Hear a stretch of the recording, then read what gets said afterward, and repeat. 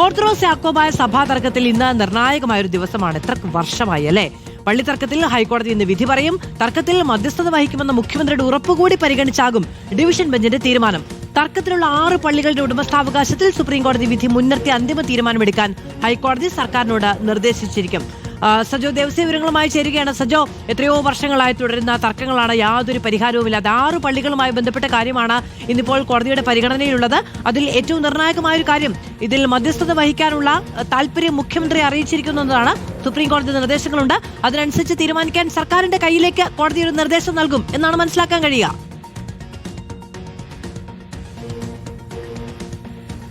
മാധു, അതായത് ഏതാണ്ട് 1 നൂറ്റാണ്ടായി ഈ മലങ്കരയിൽ പള്ളിത്തർക്കം പുരോഗമിക്കുന്നുണ്ട്. അതായത് യാക്കോബായ ഓർത്തഡോക്സ് വിഭാഗങ്ങളായി 2 സഭകളായി പിരിഞ്ഞു. എങ്കിലും ഏറ്റവും ഒടുവിൽ ഇക്കാര്യത്തിൽ സുപ്രീം കോടതിയുടെ ഒരു തീർപ്പ് വന്നിട്ടുണ്ട് എന്ന് കാണേണ്ടതാണ്. അതായത് 1934 മലങ്കര സഭാ ഭരണഘടന പ്രകാരം പള്ളികൾ ഭരിക്കപ്പെടണം എന്നതാണ് സുപ്രീം കോടതി വിധി. അത് ഓർത്തഡോക്സ് സഭയ്ക്ക് അനുകൂലമാണ്, യാക്കോബായ സഭയ്ക്ക് എതിരുമാണ്. പിന്നീട് ഈ സുപ്രീം കോടതി ഉത്തരവിന്റെ ചുവട് പിടിച്ച് മറ്റ് പള്ളികളിൽ വിധി നടത്തിപ്പിനുള്ള എക്സിക്യൂഷൻ പെറ്റീഷനുകൾ നൽകുക എന്നാണ് ഓർത്തഡോക്സ് സഭ സ്വീകരിച്ചു പോന്നിട്ടുള്ള ഒരു നയം. പക്ഷെ അതേസമയം ഇതേ സുപ്രീം കോടതി വിധിയിൽ മധ്യസ്ഥ സാധ്യതയുണ്ട് എന്ന് കാണേണ്ടതാണ്. നേരത്തെ മുൻകാലങ്ങളിൽ ഇത്തരം മധ്യസ്ഥ ശ്രമങ്ങൾക്ക് സർക്കാരുകളും അല്ലാതെയുള്ള ആളുകളുമൊക്കെ ശ്രമിച്ചെങ്കിലും മധ്യസ്ഥ ശ്രമങ്ങൾ ഒന്നും ഫലം കണ്ടിരുന്നില്ല. ഏറ്റവും ഒടുവിൽ 6 പള്ളികളുടെ കാര്യത്തിൽ ഹർജികൾ ഹൈക്കോടതിയിൽ എത്തിയ വേളയിലാണ് സർക്കാർ കോടതിയെ അറിയിച്ചത് മധ്യസ്ഥ ശ്രമങ്ങൾക്ക് തുടക്കമായിട്ടുണ്ട്. മുഖ്യമന്ത്രി തന്നെ നേരിട്ട് ഇക്കാര്യത്തിൽ മുൻകൈ എടുക്കും. ഇരു വിഭാഗങ്ങളെയും ഒന്നിച്ചിരുത്തി ഒരു മധ്യസ്ഥ ശ്രമത്തിന് സർക്കാർ ശ്രമം തുടങ്ങി എന്ന കാര്യം അറിയിച്ചിട്ടുള്ളത്.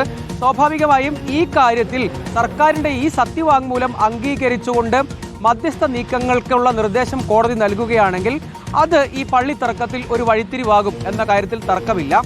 കാരണം ഇനിയും സുപ്രീം കോടതി ഉത്തരവിന് പിന്നാലെ പല പള്ളികളിലും വിധി നടപ്പായതാണ്. ഉദാഹരണത്തിന് പിറവം, മുളന്തുരുത്തി അടക്കമുള്ള പള്ളികളിൽ സുപ്രീം കോടതി വിധി നടപ്പായതാണ്. അതേസമയം സുപ്രീം കോടതി വിധി നടപ്പാകാത്ത പള്ളികളുമുണ്ട്. ഓരോ പള്ളികളുടെയും കാര്യത്തിൽ വെവ്വേറെ ഉത്തരവുകൾ വാങ്ങിക്കുക എന്നതാണ് ഓർത്തഡോക്സ് സഭ ചെയ്യുന്ന ഒരു രീതി. അതിനിടെ സമവായ നീക്കങ്ങളോട് ഒരിക്കലും ഓർത്തഡോക്സ് സഭ വഴങ്ങിയിരുന്നില്ല. യാക്കോബായ സഭ പക്ഷേ സമവായ നീക്കങ്ങൾ വേണം എന്ന ആവശ്യം പരസ്യമായി തന്നെ മുന്നോട്ട് വെക്കുകയും ചെയ്തിട്ടുണ്ട്. അത്തരമൊരു വേളയിൽ സർക്കാരിന്റെ സമവായ നീക്കങ്ങളോട് ഓർത്തഡോക്സ് സഭയടക്കം സ്വീകരിക്കുന്ന നിലപാട് എന്താകും എന്നത് വളരെ പ്രധാനപ്പെട്ടതാണ്.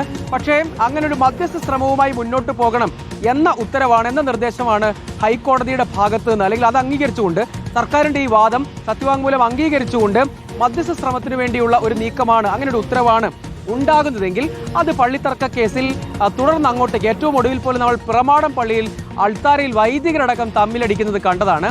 അങ്ങനെ ഒരു സാഹചര്യം ഇപ്പോഴും നിലനിൽക്കുന്ന ഒരു കേസിൽ അല്ലെങ്കിൽ അങ്ങനെ നൂറ്റാണ്ടുകളായി തുടരുന്ന, അല്ലെങ്കിൽ 1 നൂറ്റാണ്ടിലധികമായി തുടരുന്ന തർക്കത്തിൽ പുതിയൊരു സാധ്യതയ്ക്ക് ഓർത്തഡോക്സ് സഭയും യാക്കോബായ സഭയും ഒരുപോലെ സന്നദ്ധമാവുകയും ആ സർക്കാരിന്റെ നീക്കങ്ങൾ മുന്നോട്ട് പോകാൻ കഴിയുകയുമാണെങ്കിൽ പള്ളിത്തർക്ക കേസിൽ അതൊരു പുതിയ വഴിത്തിരിവാകും എന്ന കാര്യത്തിൽ തർക്കമൊന്നുമില്ല.